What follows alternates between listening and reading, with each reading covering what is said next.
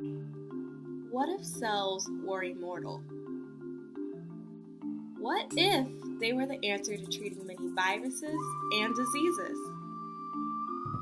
What if all of these things already occurred and are still occurring? Thanks to Henrietta Lacks, we don't have to think about the what ifs.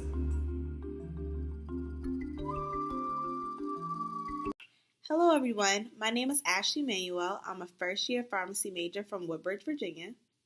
Hello everyone, I'm Jordan Lyles Holly. I'm a first year biology pre-med major, leadership studies minor from Indianapolis, Indiana.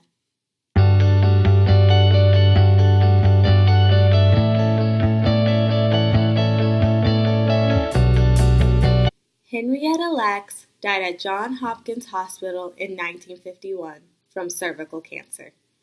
Johns Hopkins scientist George Guy discovered that Henrietta's cancer cells could infinitely divide.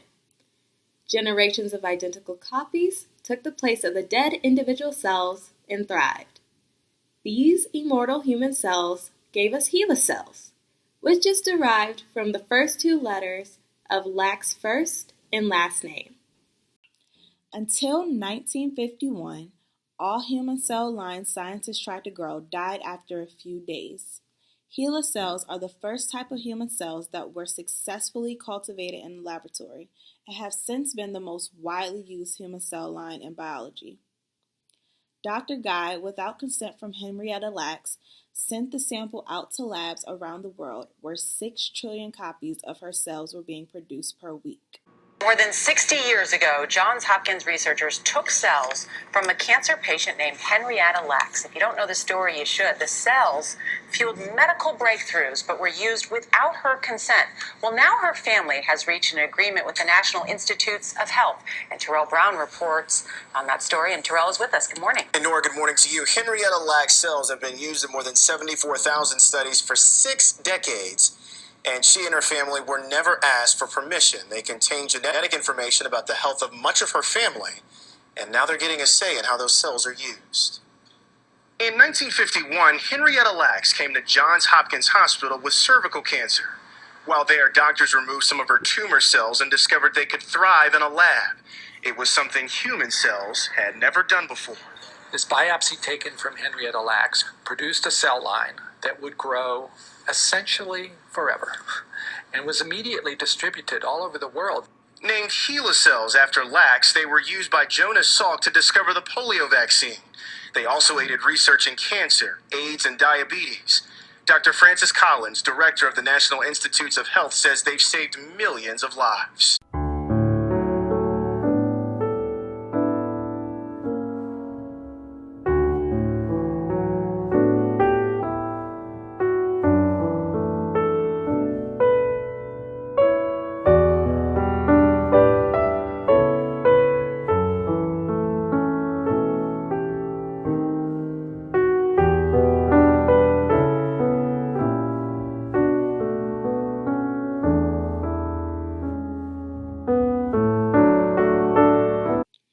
HeLa cells can divide about 50 times before they self-destruct.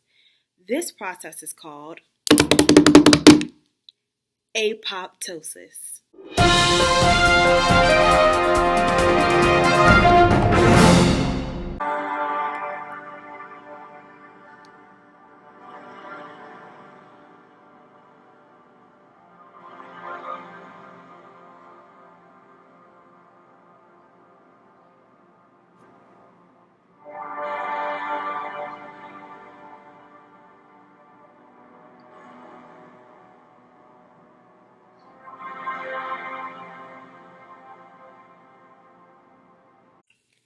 Apoptosis begins with the caspases being activated, meaning the enzyme dies.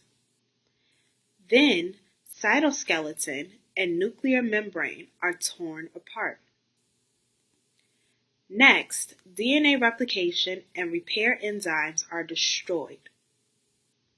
Following this, DNA is cut up into small pieces. Phospholipids on the membrane signal white blood cells. And lastly, the cell implodes and is engulfed by nearest white blood cells. This prevents the production of genetic errors that come in after rounds of division. Cancer cells ignore these signals, dividing indefinitely and crowding out normal cells. Still, most cell lines eventually die off, especially outside the human body. But not HeLa cells, though. This part is not yet explainable. Telomerase, the enzyme that helps cancer cells evade destruction by repairing their DNA, was discovered first in HeLa cells.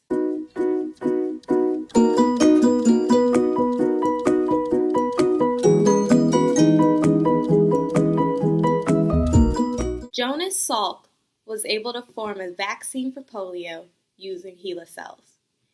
HeLa cells were also used to study measles, mumps, HIV, HPV, and Ebola. Today, there is a book as well as a film which stars Oprah Winfrey that tells the story of Henrietta Lack's life and how her immortal cells came to be. They are both titled The Immortal Life of Henrietta Lacks.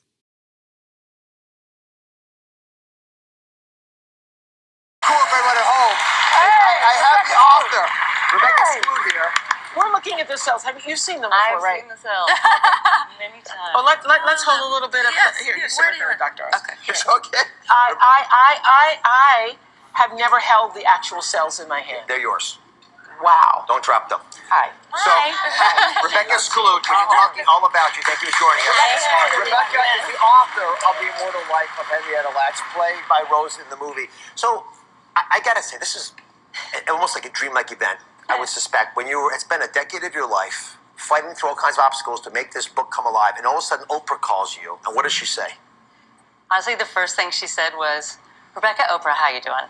That's what she said. Has that effect on people. Yes, and it was 5 o'clock in the morning, I think, and she just finished reading the book. And that was the most incredible part of it, was hearing the immediate emotion of having just gotten to the end of the story and the connection with Deborah. I mean, that's what that call, so much of that call was about, was just hearing what Deborah's journey felt like for you as you read the book and finished it, and the loss of Deborah. I think you had just experienced it, and I heard in her voice the emotion of that. And so, every writer wants a phone call from Oprah. It's no surprise, right? Like we all. But so in that moment, it's shocking, it's surprising, but it was no surprise, because Deborah always said this was going to happen. And at that point, I had learned, like, when Deborah says it's going to happen, it's going to happen.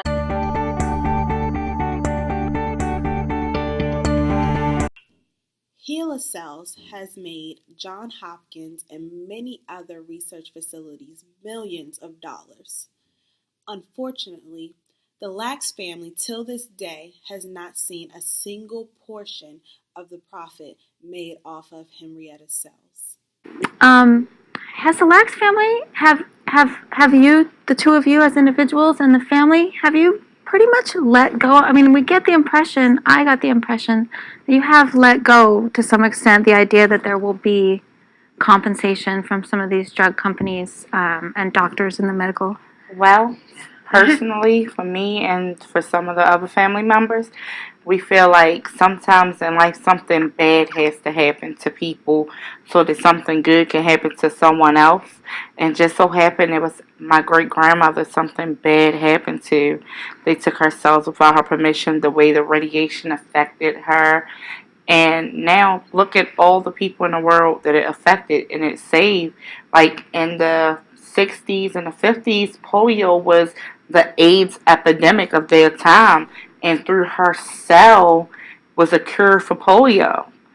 So it's something that people seen little to or heard little of. Now in my day, at first when people were like polio, I'm like, oh, that's one of those vaccines I get, but it was not as predominant in my life. It didn't affect me the way it affected my mom and them, seeing people with polio. And I can say to people, my great-grandmother is the reason for that. People who can't have children.